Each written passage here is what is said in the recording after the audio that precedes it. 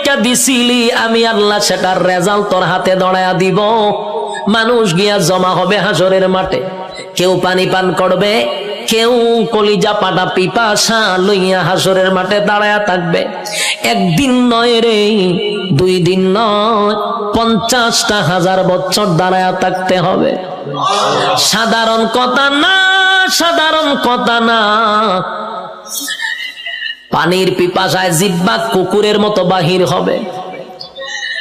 আল্লাহর পয়গম্বর বরকতে হাত দিয়া কাউকে পানি পান করাবে, আর কেউ পানি না পান করে হাসরের মাঠে দাঁড়ায়া থাকতে হবে। 50,000 বছর বাড়ির কাছে না, সূর্যের তাপে মানুষের মাথার মগজগুলি গলে গলে পড়বে, জিহ্বাটাও বাহির